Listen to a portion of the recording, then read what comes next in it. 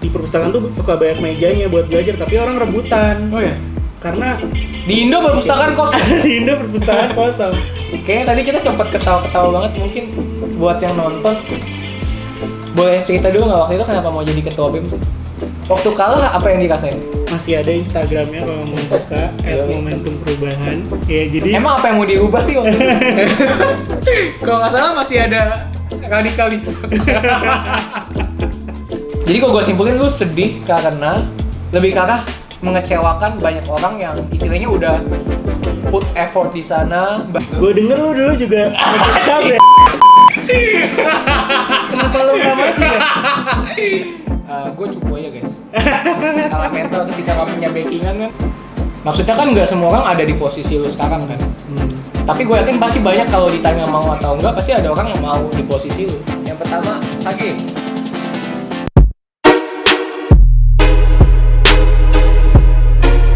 To the game.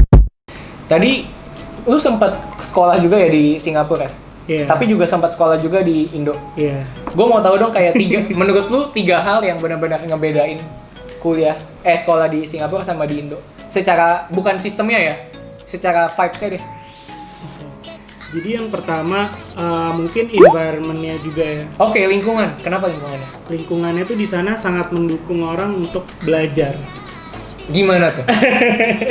Jadi kayak kalau lo nggak belajar, kalau lo nggak nanya itu lo malah malu di sana. Kayak lo nggak bisa, itu lo malu banget gitu. Karena emang environment-nya adalah orang di sana tuh ya gini. Mungkin enaknya adalah orang yang rajin itu tuh di sana tuh mayoritas dari dalam kelas. Iya. Gitu.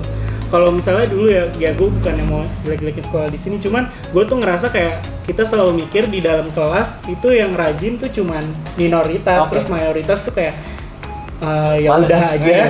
Terus nanti ada lagi yang males banget gitu kan.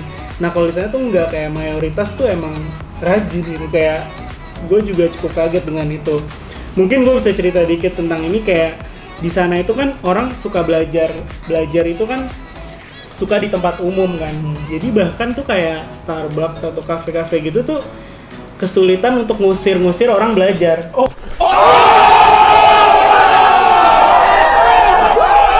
Iya, kayak mereka tuh selalu punya kayak no studying itu karena mereka emang banyak banget yang mau belajar. Terus gue punya satu cerita lucu lagi. Pas gue waktu itu, orang kan suka belajar juga di perpustakaan kan. Dan di perpustakaan tuh suka banyak mejanya buat belajar, tapi orang rebutan. Oh ya? Karena Di Indo perpustakaan kosong. di Indo perpustakaan kosong. Nah, terus gue pernah nih suatu saat datang jam 8 pagi. Dia juga bukanya 8.30 atau berapa. Jadi gue nunggu di situ dan ternyata banyak banget orang yang nunggu itu buka. Dan begitu dibuka, itu orang lari. Literally lari ke perpustakaan. Seriusan? Iya. Kayak kita ngantri sembako, cuy. Iya, jadi itu juga apa ya, the whole culture of belajar itu tuh di sana kuat banget sih, harus gue bilang. Jadi itu satu hal yang menurut lu membedakan. Iya, membedakan. Berarti buat yang pertama, buat vibes lingkungannya di sana tuh gimana ya bilangnya? Berarti emang budaya work ethics ya. Lebih gampangnya work ethics-nya itu tuh lebih oke karena bahkan kalau di sini kan lebih banyak orang malah buat nanya tuh malu nggak sih? Iya. Kayak misalkan gue nggak bisa nih 2+2. Gue misalkan lu bisa, terus gue mau nanya ke lu kan nggak banyak orang sekarang berani buat nanya kan. Dan malah ujung-ujungnya kita jadi malas buat belajar, ya nggak sih? Iya. Tapi kalau di sana enggak malah. Di sana tuh semua belajar tuh didukung lah, segala bentuk belajar. Kayak sekolah gue pas deket-deket ujian itu malamnya dibuka buat orang belajar. Gitu. Jadi misalkan nih lu nggak bisa sesuatu, pernah nggak lu kayak ih parah lu nggak bisa, bego banget sih? Ada nggak? Pernah nggak? Gue ngerasa gitu. Dikatain. Kan kalau misalkan di Indo kan mungkin kita nggak berani nanya karena mungkin kita bakal diledekin dia. Anjir lu masa iya kayak ambis banget sih lu belajar mulu, atau nggak kayak anjir masa lu gitu doang nggak bisa gitu kan. Kalau di sana pernah nggak ada? Ya nggak sampai ngatain gitu sih. Oh enggak ya? Nggak sampai ngatain, tapi ya tapi kayak direndahin gitu ada? Mungkin cara tidak langsung. Oh kayak gini doang masa nggak bisa? Iya mungkin kayak gitu ya. Jadi malah ketika digituin malah jadi semakin terpicu lagi ya buat jadi emang gua harus bisa. Paham. Iya. Jadi yang pertama dari lingkungan belajarnya itu beda banget. Jadi mungkin di sini buat teman-teman yang nggak tahu atau buat siapapun yang nonton yang mengurusi sistem pendidikan juga, lingkungan itu tuh pengaruh banget sama apapun yang ada di diri kita nggak sih? Iya. Lu pernah dengar nggak sih Ga, kayak yang kayak 5 orang paling dekat kita itu yang menentukan sifat kita, ya nggak sih? Gue belum pernah denger kayak itu. Oh, jadi kayak intinya lingkungan kita tuh yang menggambarkan kita itu orang seperti apa, ya nggak sih? Ketika kita bergaul sama orang yang X, kita akan mirip X gitu, walaupun nggak 100% pastinya. Itu yang pertama, berarti kan lingkungan. Ada yang kedua? Yang kedua, Jadi kalau mungkin- lingkungan Singapura lebih bagus daripada Indonesia. 1-0. Oke. Kedua. Yang kedua di sana itu apa ya? Dalam setiap pembelajaran analytical thinking skills-nya itulah yang paling ditonjolkan gitu. Bahkan dari setiap semua pembelajaran akhirnya adalah ujung-ujungnya adalah nanti kalau ujian itu tuh pasti nggak cuman MCQ. Ini yang menurut gue juga masalah di Indonesia, kayak kita kebanyakan tuh selalu ngandelin ya udah pilihan ganda doang kan. MCQ ada pilihan ganda kawan-kawan. Iya, MCQ adalah pilihan ganda doang kan. Padahal ya pilihan ganda kita juga diuji. Tapi kalau di sana tuh banyak juga ujian-ujian yang bentuknya isian atau esai, atau kalau misalnya kayak matematik atau kimia itu kayak semua runtutan prosesnya harus ditulis dulu baru lo bisa dapet nilai yang sempurnanya gitu. Jadi menurut gue ini berpengaruh banget ya, karena kalau misalnya pilihan ganda itu kita cenderung selalu mencari shortcut gitu, seolah-olah kayak there's always shortcut in life gitu loh, padahal kayak nggak gitu. Akhirnya kita jadi nggak ngerti konsepnya gitu. Gue yakin pasti yang nonton yang kalau lagi pilihan ganda terus cap cip cup pakai kancing baju. Iya. Atau cap cipnya pakai lagu cap cip cup kembang kuncup, kalian pasti merasa tersindir bukan kawan-kawan? Tapi SMP gue kayak gitu loh, nggak? Apa? Kayak kita harus nulis, kayak kalau misalkan matematika nih ya, kita harus tulis diketahui, ditanya terus rumus. Iya, oke, mungkin Tapi nggak semua sekolah, emang gue sepakat sih nggak Iya. semua sekolah di Indonesia tuh kayak gitu. dan ujian nasionalnya lo harus lihat tuh berarti. Gimana dong? Ya masih pilihan ganda. Oh, iya. Ya, terus kayak SBMPTN itu juga kayak masih Pilihan pilihan ganda. ganda. Jadi segala ujian yang menentukan itu masih tetap ditentukan oleh pilihan ganda ini gitu. Padahal kalau di sana ujian akhirnya juga semua ini. Ise ya? Iya, kayak gitu. Jadi kalau gue simpulin adalah dari sistem pendidikannya itu secara goals orientednya itu sebenarnya nggak bisa bilang goals oriented. Jadi proses orientednya, jadi mereka lebih memilih pendidikannya melatih cara pikir, pola pikir. Tapi kalau di Indonesia lebih ke arah, mungkin tujuannya itu juga mungkin, tapi dalam eksekusinya lebih ke arah hafalan ya. Jadi kayak Iya. misalkan kalau sejarah ditanya ya tahun berapa gitu ya. Iya, benar kayak gitu. Bukan kayak lebih ke arah pola pikirnya, nilai apa yang pengen gue dapetin dari proses sejarah itu gitu ya. Nah, dan ngomongin sejarah nih, gue juga ada cerita bahwa pas di Singapura tuh gue juga sempat ngambil sejarah kan di 2 tahun pertama. Dan itu tuh soalnya lo dikasih kartun political card, misalnya kita bagi bahas kayak Perang Dunia Pertama atau Perang Dunia Kedua. Dia akan ngasih kartun, political kartun yang biasanya ada di newspaper gitu.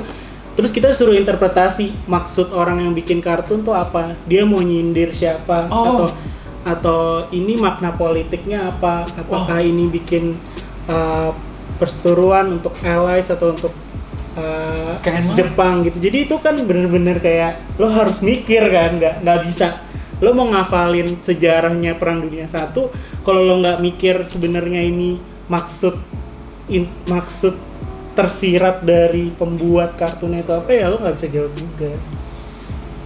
Gue juga BTW suka dengar kalau misalkan di Indonesia ini kita sekolah buat pelajaran ya, bukan sekolah buat membentuk mindset atau buat kerja gitu nggak sih?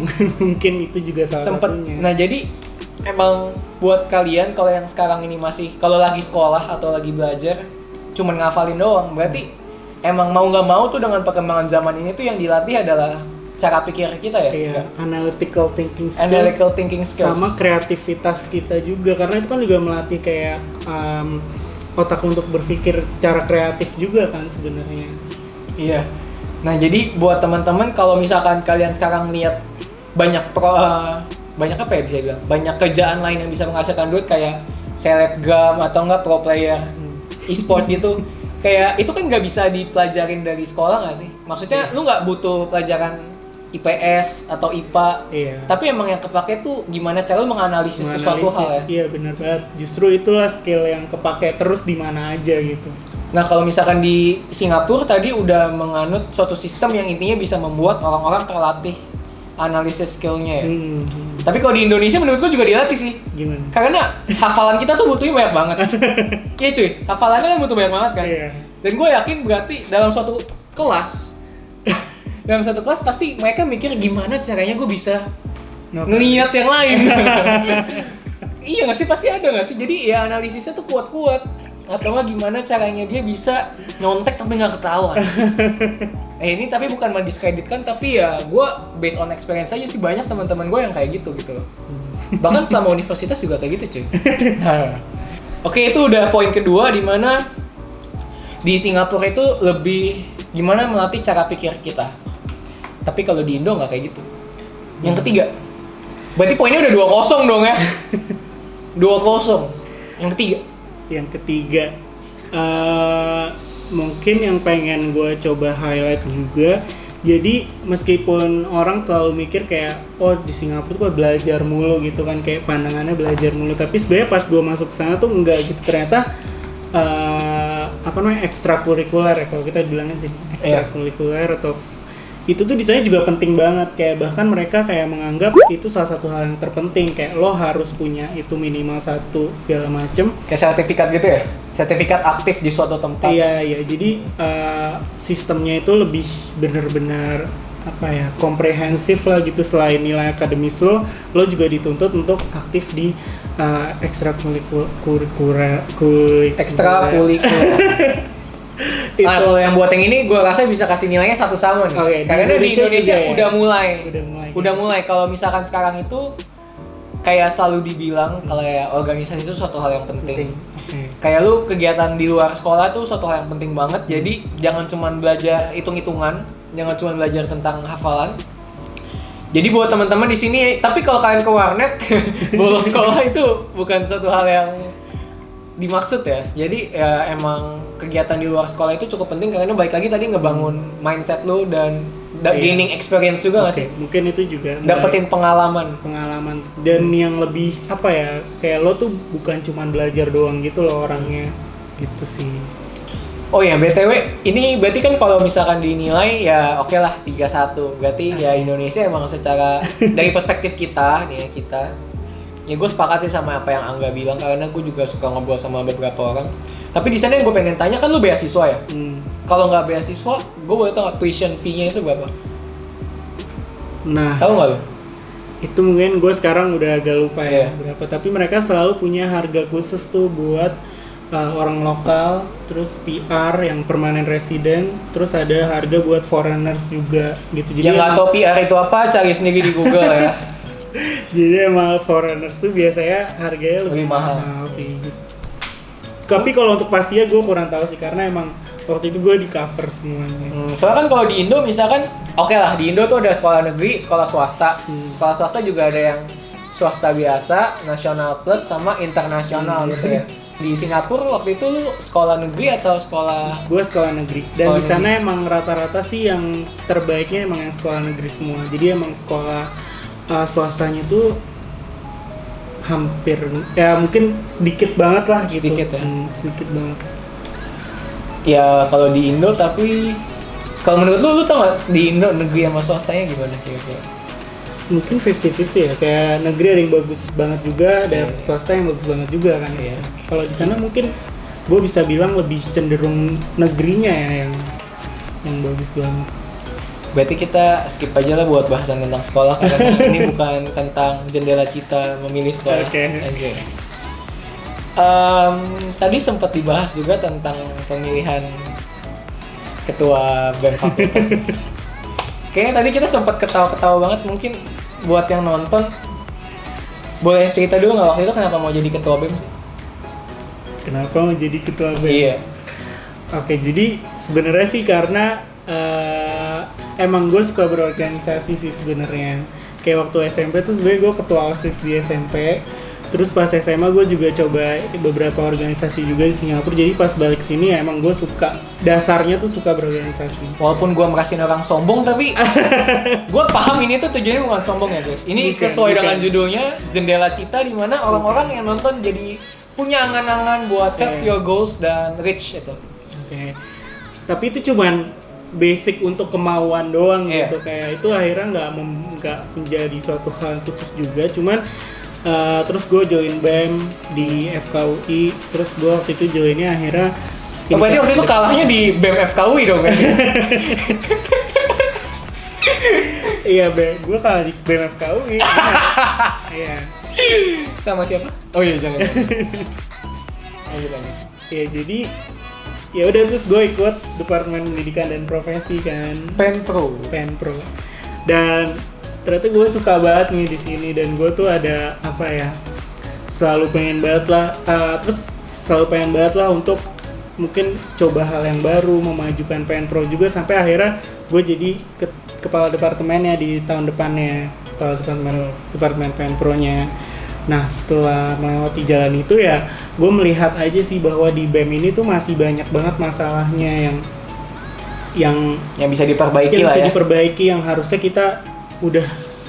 kita udah nggak semua orang ngeliat dan masalahin lagi lah gitu. Jadi pada saat itu ya pikiran gue maju adalah karena gue pengen menawarkan visi gue ini, kayak gue punya visi atau gambaran terhadap BEM tuh harusnya kayak gimana, dan IKM. Masih ingat tagline-nya apa? Kereta apa?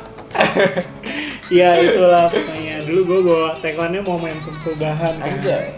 Masih ada Instagramnya kalau mau buka @momentum perubahan. Ya jadi emang apa yang mau diubah sih waktu itu? Kalau nggak salah masih ada radikalisme. Ya pokoknya itu sih, gue pengen menawarkan visi itu. Ya udah, gue maju sebagai ketua BEM gitu.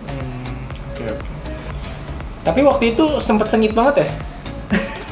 Waktu kalah apa yang dirasain? Bukan kalah, waktu juara runner-up.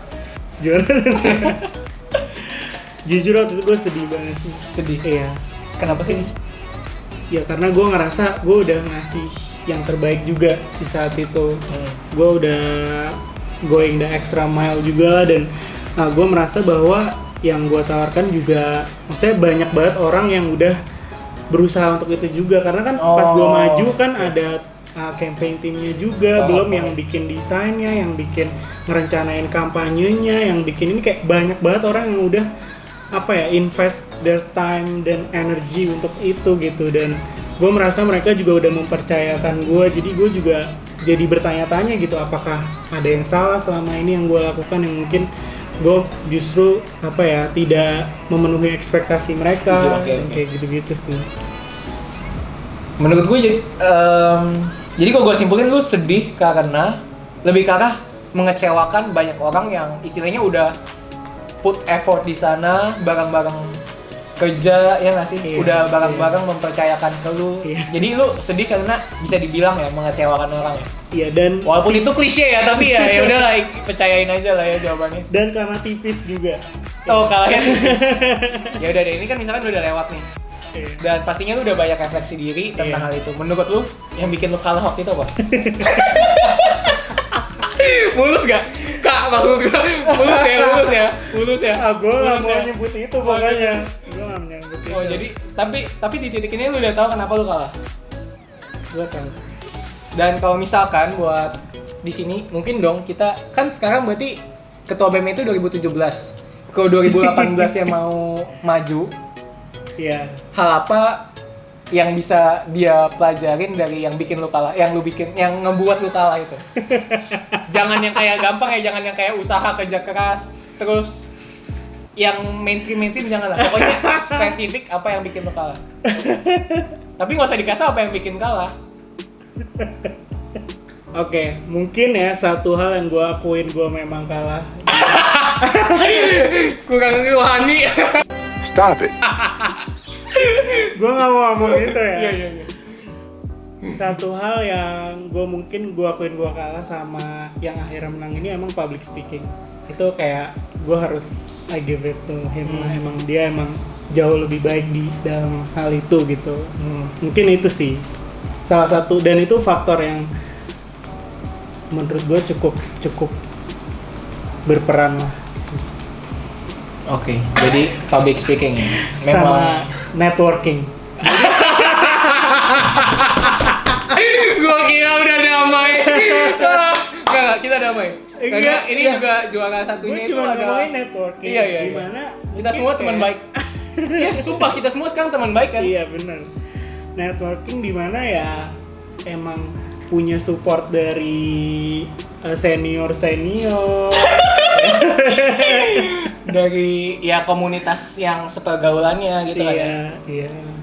Kalau misalkan kalian yang nonton mikir kita nge-hate, enggak, karena gue juga pas yang kepilih jadi KBM itu gue juga jadi salah satu kepala departemennya, jadi kita bukan nge-hate, bahkan dia juga masih ngebantu-bantu di tahun selanjutnya.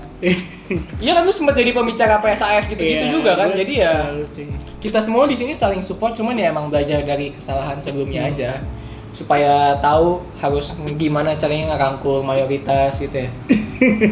Iya kayak gitu. Iya. Gue denger lu dulu juga cabe. Kenapa lu nggak maju ya? Ya jadi intinya, ya udah nggak usah. Ya. Coba lu ceritain kenapa lu nggak maju. Gue pengen denger aduh. juga nih sekarang. Ini jendela cita buat Angga Wiratama. Tapi ya oke lah, gue dari tadi udah kasih banyak pertanyaan. Gue cupu aja guys. Kalah mental ketika nggak punya backingan kan. Kalah networking. Ketika mata sipit. Enggak lah. Itu gue cuman emang cupu aja karena merasa nggak punya backingan, jadi nggak mau maju. Cupu aja. Tapi bohong. Buat kayak jadi ketua BEM, buat teman-teman di sini mau jadi ketua BEM, gue juga sepakat banget public speaking itu suatu hal yang penting banget. Penting banget. Dan dengan public speaking ini sebenarnya tujuannya adalah gimana cara lu bisa meyakinkan orang-orang di sekitar lu buat bisa milih lu gitu nggak? Iya, dan gimana ya, lo harus bisa milih kata yang tepat di momen yang tepat supaya orang merasakan hal yang pas gitu, supaya dia milih lo gitu. Nah jadi sebenarnya di sini yang pengen gue sampaikan ya, ini sama juga kayak buat teman-teman itu milih politisi, DPR ataupun presiden. Karena di sini ya teman-teman jangan mau sampai kurang kritis sampai jadi bisa termakan janji-janji manis gitu nggak sih? Iya benar kan, karena banyak banget loh. Benar. Cuman ya gue cuma sampein pesannya ke kalian adalah ya, please lah, ini udah tahun 2020, lu harus jadi orang yang lebih kritis dan lebih pintar pastinya. Oke. Jadi tadi sempat di awal banget kenapa gua ngajak dia buat jadi pembicara di Jendela Cita yang pertama ini, karena gua merasa dia adalah salah satu orang yang sangat balance dalam kehidupannya. Sebenarnya ini loh yang gua sangat salut kayak. Jadi kan gue jadi masuk tahun 2016 dan gue pokoknya suka sering main lah sama dia, dan gue juga ngeliat lu juga punya banyak waktu buat bisa istilahnya main, have fun, akademik, organisasi dan lain-lainnya. Bahkan dia juga sering ikut lomba, bahkan juga sering juga jadi pembicara. Gue simpulin time management lu bagus. Ada yang bilang kayak gitu juga atau lu merasa kayak gitu nggak? Mungkin time management is one thing sebenarnya, tapi yang gue lebih champion kan, atau yang gue lebih mungkin anggap lebih penting sebenarnya adalah gimana kita optimalisasi waktu yang kita punya gitu. Jadi bukan nge-manage ini diatur dipindah ke sini, tapi lebih kayak lo udah alokasiin itu buat belajar, ya lo belajar. Lo udah alokasiin itu buat main, ya lo main gitu. Jangan lo buat rapat, ya rapat. Kadang kita orang yang rapat sambil belajar, yang jam belajar dia malah bikin slide rapat misalnya kayak gitu. Jadi lebih kayak gimana lo optimalisasi waktu lo itu gitu. Itu yang gue lakuin sih.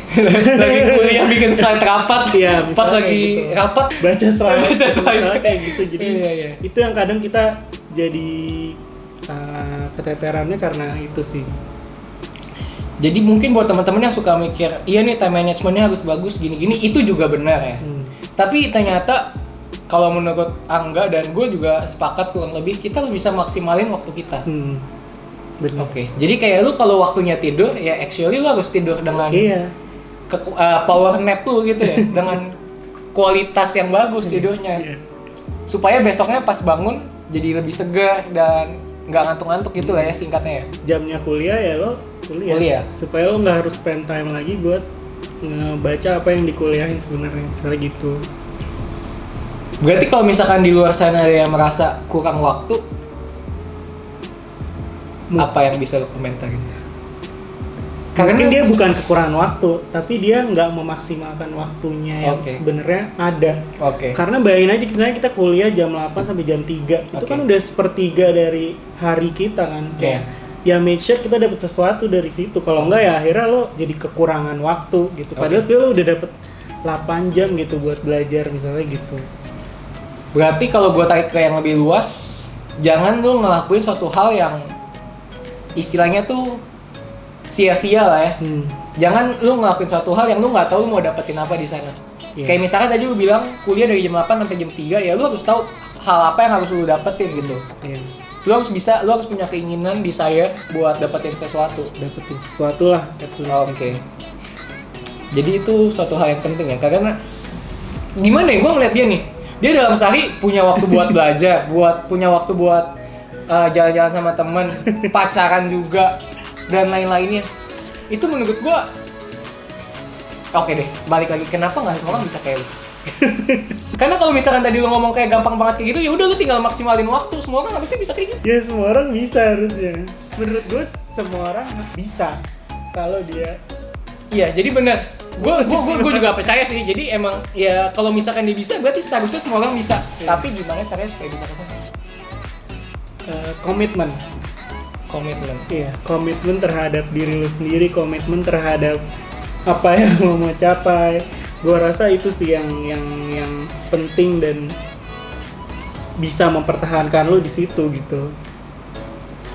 Oke, jadi sebenarnya berarti ini masuk ya ke pertanyaan gue yang selanjutnya, di mana gue tuh pengen tanya ke lu, kayak pasti kan banyak kan selama lu ingin reach your goals, pasti pengen dia meraih tujuannya, pasti banyak hal-hal yang istilahnya mengganggu lu lah dari tujuan yang ingin lu capai. Berarti kalau tadi gua nyimpulin dari jawaban lu harus punya komitmen ya. Kalau lu ingin mendapatkan X, ya lu harus berkomitmen nih buat dapetin X. Iya benar. Dengan komitmen itu lu bisa ngembangin jadi lebih disiplin gitu ya. Punya kerja keras, punya usaha gitu-gitu.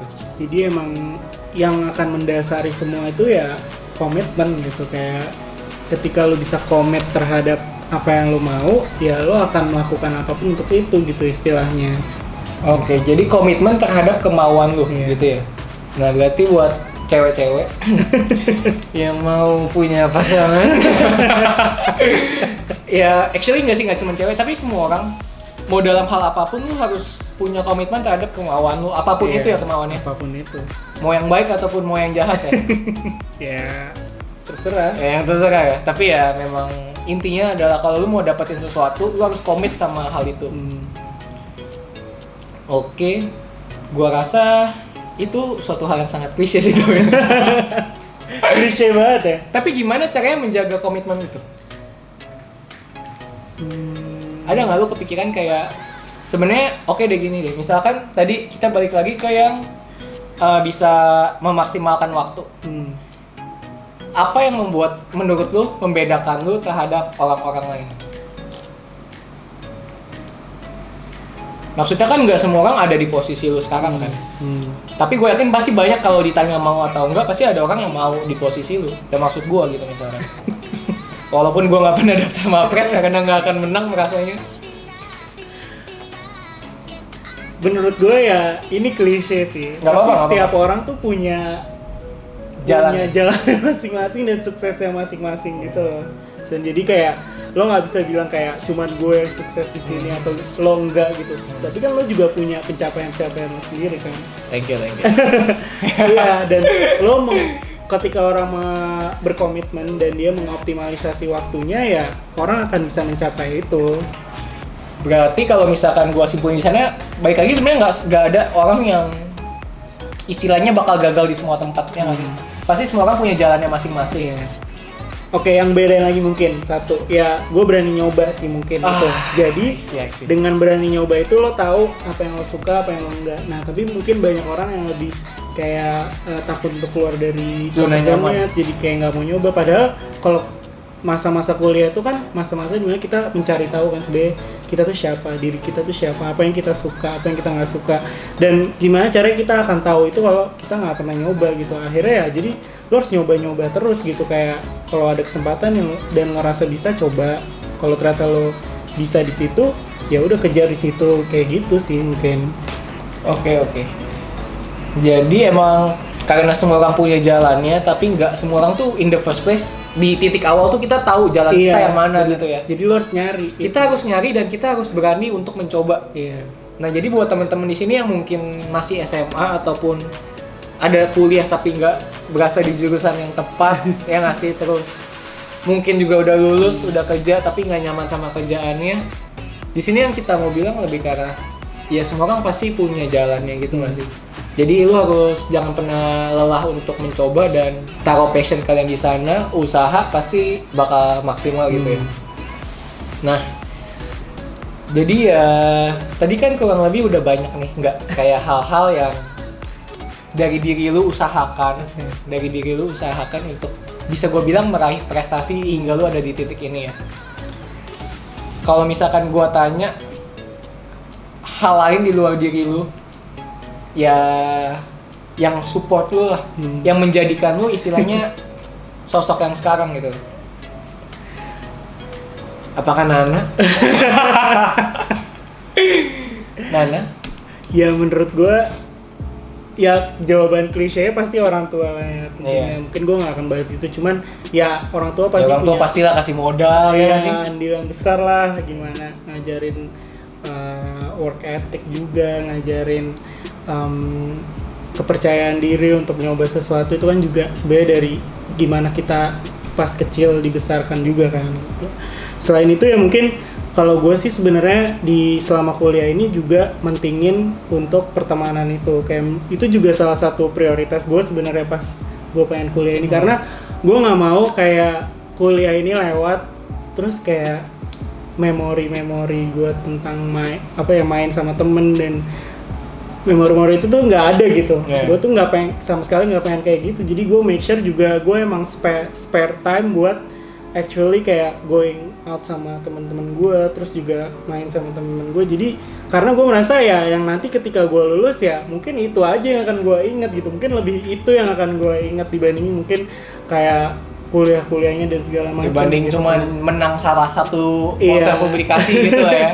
Iya, saya kayak gitu. Jadi itu juga jadi salah satu prioritas gue, dan in a way itu juga justru malah jadi balik ke guanya juga jadi bermanfaat gitu, karena gue merasa gue punya support system juga, dimana kalau misalnya gue lagi gagal, gue lagi capek, gue tuh punya orang buat gue cerita kayak di titik yang rendah gitu ya. Iya, dimana gue bisa cerita, terus gue bisa dikasih support. Kayak misalnya ketika gue kemarin akhirnya kalah ketua BEM misalnya, itu kayak terus nggak bisa maju ke nasional gitu kan ya. Iya, itu kayak banyak banget yang kayak ngasih support ke gue, dan itu membantu gitu. Yang menang kasih support kan? Ngasih dong. Iya. Berarti kalau gue simpulin lingkungan ya? Iya nggak sih? Jadi lu memilih lingkungan yang bisa dibilang cocok dan punya dampak positif lah ke diri lu gitu ya. Oke, itu satu, tapi yang penting juga menurut gue ya lo harus berinvestasi di situ, support system lo juga gitu loh. Pantesan dia temenan sama gua.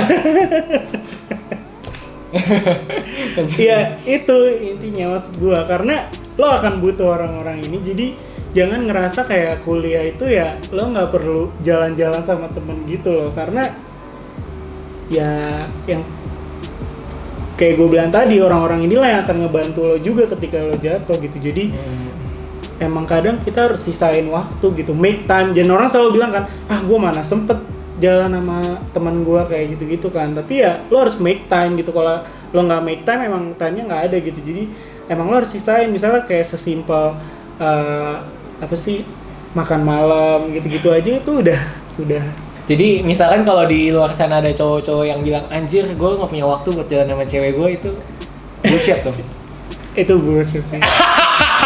Jadi buat lu semua cewek-cewek yang sekarang lagi nonton dan cowok lu punya alasan kayak gitu, chat enggak aja. Gak boleh sih kita bilang nggak punya waktu. Oh gitu ya. Oke. Kalau misalkan tadi ngomongin tentang temen, lu ada nggak kayak sebenarnya tuh buat kan gimana ya? Kan ada temen yang fake, ada temen yang toxic ya nggak sih? Berarti kan lu harus milih temen yang pas gitu lah. Kira-kira kalau dari lu nih ya, temen yang harus ditemenin tuh yang kayak gimana sih? Yang jajanin kah? Atau yang punya mas dari mana? Itu lo ya? Bangke! Lanjut. Kira-kira teman seperti apa yang harus? Sebenarnya temen yang lu nyaman aja sih untuk ngobrol segala macem supaya ketika lo apa ya istilahnya butuh dukungan mereka juga lo enak ceritanya, terus juga merekanya juga enak. Jadi ya gue sih nggak terlalu kayak orang. Gue penasaran, lu punya haters gak sih? Enggak? Apa? Ada haters gak? Ya ada lah. Terus pernah gak hatersnya itu kayak mengganggu lu gitu? Pernah gak? Cara lu merespons hal itu gimana? Soalnya kan pasti ya teman-teman di sini pasti temenannya sama orang-orang yang bikin mereka nyaman kan. Ya kalau misalkan gue nyaman sama orang yang apa adanya, yang nggak fake gitu kan. Tapi ya kita ngomongin tentang haters lah, gimana caranya ngadepin orang-orang yang di sekitar kita tapi toxic. Sebenarnya gini sih, kalau gue tuh kayak gue punya teman deket gue, tapi bukan berarti dengan gue punya teman yang lebih deket ini terus gue musuhin yang lain, kan enggak. Oh, iya. Yang penting lo ya support system tuh penting gitu. Kayak lo mungkin orang banyak bilang kayak ya lah tuh mah geng-gengan segala macem gitu kan, tapi menurut gue kayak support system tuh emang penting. Dan yang penting adalah ketika lo punya teman-teman ini ya lo jangan terus jadi musuhin yang lain. Ya. Jadi kayak ya live in peace aja sih gitu. Bahkan sebenarnya kayak orang-orang ya haters mungkin ya gue nggak tahu sih haters. Ya gue pernah denger lah orang-orang yang ngomongin nggak bagus juga tentang gue. Bagi yang menusuk dari belakang ya. Iya nggak? Kayak bahkan pas gue menang Mapres di FKUI, gue tuh tahu ada beberapa orang yang ngomong kayak ih kok enggak yang kepilih gitu. Iya, kayak. harusnya enggak ya. Gua salah satunya. Ya pasti ada kayak gitu. Iya. Tapi kalau menurut gue sih sekarang dengan semua pengalaman yang udah gue lewatin ya, kita bukan terus harus jadi musuhin dia juga sih. Kayak ya udah tetap berusaha baik aja gitu kan. Oke. Sekarang tahu kita butuh dia juga nanti. Setuju. Sekarang ada satu hal yang gue mau to the point. Jadi selama kita kenal kan, lu punya beberapa teman dekat cewek. Ini gue to the point aja nih ya. Seberapa pentingkah teman dekat wanita dalam prestasi yang Anda raih? Gimana? Penting gak sih sebenarnya pasangan? Ini nggak ada di sini. Menurut gue penting sih. Ya. Penting ya? Penting. Gue punya pasangan tapi sampai nggak ada lagi juga. Hubungan lo gimana? Lanjut. Jadi cewek penting. Penting. Berarti yang juara 2 itu nggak punya pasangan. Punya. Yang juara 2 sama Pres UI. Punya ya. Tapi bisa kalah ya. Pasangannya nggak suportif berarti. Ya gak gitu lah. Tapi yang kalahin lo KBM nggak punya pasangan. Apa punya dia? Punya ya. Cuman nggak mau ngaku. Mana ya? gue tahu. Nggak tahu. Jadi guys emang kalau misalkan kalian Oke, itu penting, tapi kalau lo nggak punya itu harusnya nggak membatasi lo juga. Jadi itu bukan hal yang esensial ya, bukan hal yang harus punya gitu ya. Jadi buat teman-teman di sini yang punya alasan untuk nggak berprestasi karena nggak punya pasangan, bullshit gitu. Ya sih. Itu bukan alasannya. Itu bukan tapi alasan. Ketika lo punya, itu juga bagus buat lo. Tapi yang suportif. Iya. Demi apa ada tutupnya? Iya. Biar nggak diiniin FBI. Anjir. Banyak kan nonton Black Mirror. Jadi udah masuk ke segmen paling terakhir dan jadi nggak gini nggak. Oke. Gue bakal sebutin satu kalimat atau satu hal, terus lu sebut satu kata tentang hal itu. Oke. Jadi contohnya misalkan Raul, bisnis gitu kan, karena Raul kan tentang bisnis. Oke. Jadi hal yang langsung terlintas di dalam benak lo ya. Oke. Yang pertama HG. Second family. Anjay, kan satu kata anjir lu. Ya nggak usah- udahlah, nggak apa-apa lah. Nggak usah ini anjir, pencitraan. Yasmin.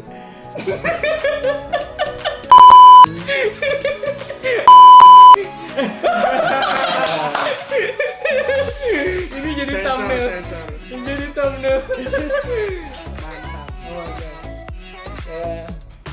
BEM FKUI. Ayo.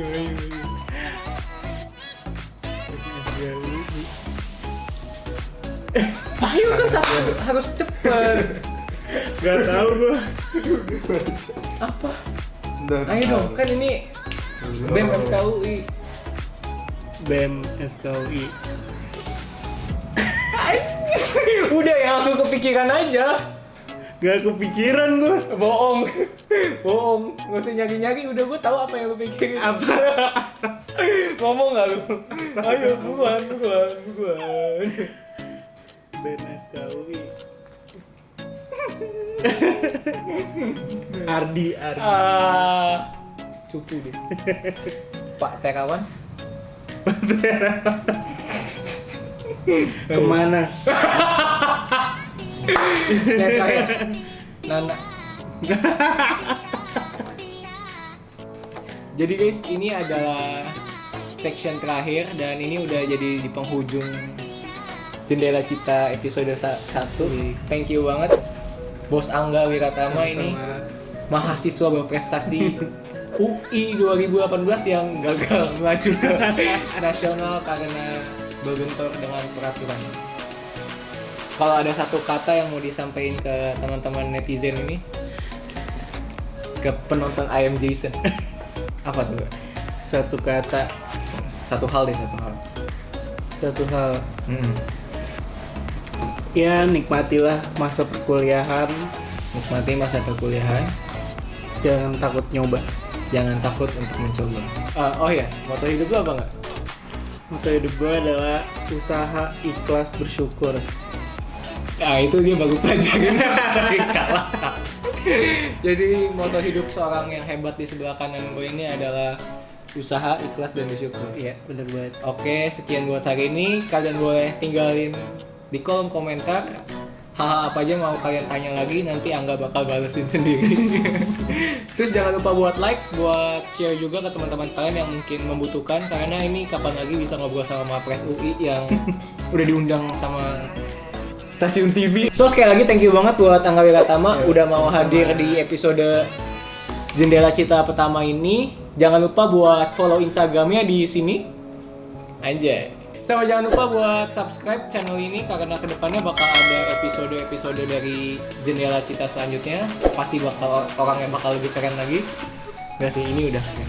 Maksudnya semuanya keren. So thank you guys, bye-bye. Dia walaupun Mapres UI juara 1, tapi dia nggak ngewakilin UI di ajang nasional.